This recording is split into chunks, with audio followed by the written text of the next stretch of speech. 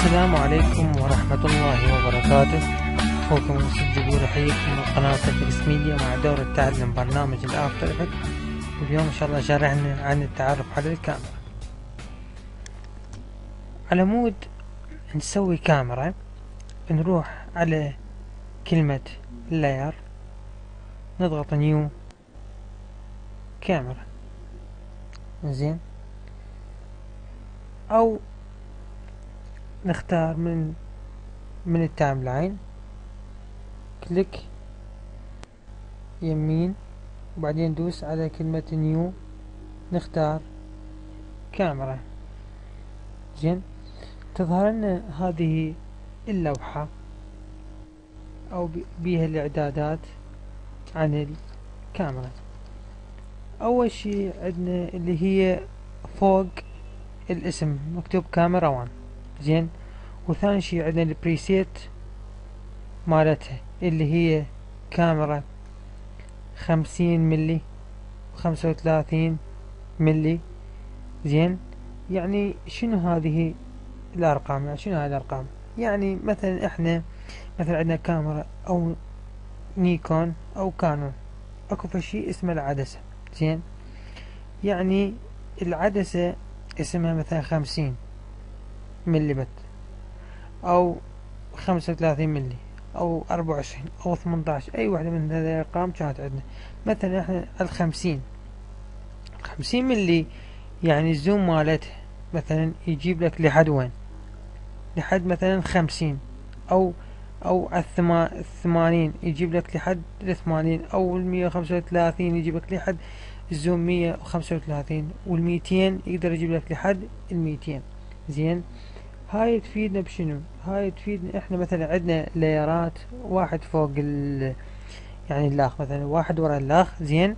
تقدر نحرك الكاميرا من خلاله، زين.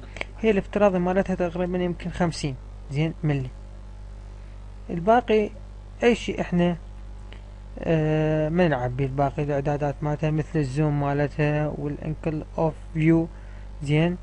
الانكل اوف فيو، زين. وعندنا والدبث اوف فيلد، زين، ما نعبيها. نقدر نختار مثلا 50 زين ملي او 20. ال20 تكون واسعة عندنا العدسة وايد، يعني زين، ما بيها زوم هواي.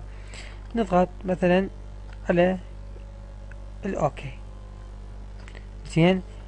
على مود تشتغل عندنا الكاميرا تتفعل، مثلا لازم نحول نحولها هذا كل اللايرات الى 3D، زين. راح نختار صور من عندنا، مثلا هاي الصورة الاولى، عفوا هذه الصورة الاولى، والصورة الثانية، زين، وهاي الثالثة والرابعة، زين. شوي نصغر من قيمتهم،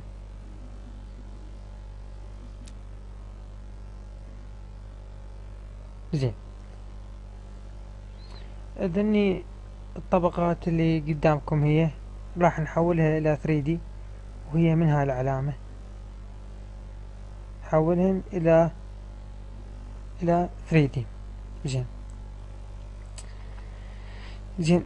الكاميرا بيها كو سهم، بيها ترانسفورم كاميرا اوبشن، زين. مثلا ترانسفورم هاي بيها الاختيارات مالتها، زين. بيها الروتيشن الاكس والواي والزد، زين. طبعا هسه احنا نشتغل كله على 3D، اوكي. نقدر نغير من وكو كاميرا اوبشن بيها الدبث اوف فيلد، زين، والزوم بيها. راح مثلا هنا،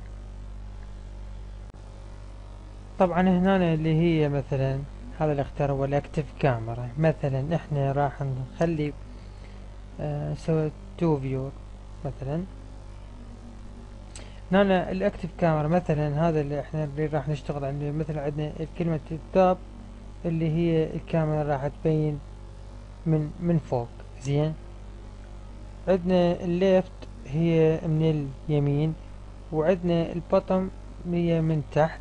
بس انا راح كل واحد هو حسب اختيار، فانا راح انا اختار على كاستم فيو 1. هو حسب انت اللي شلون ما راح تشتغل. زين،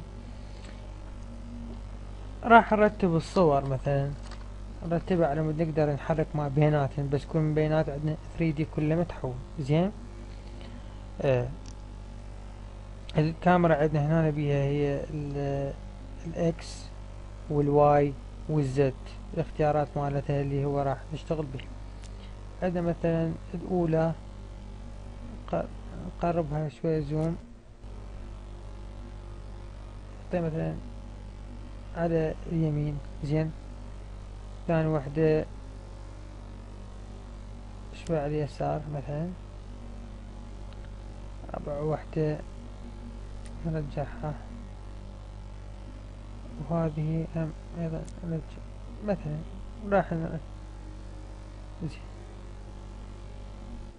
نرجع كل ما ترجع هو اللي وراه هو كله راح يبين عندك بالكاميرا.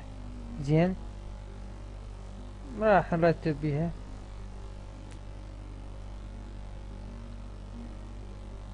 زين، الآن سوينا صفطنا الصور، راح نسوي فد حركة على ترانسفورم على كي فريم ذني. هذين الاثنين مرتبطات كلها بشغل الكاميرا. مثلا لحد 10 ثواني الكاميرا حتفوت. لاحظ،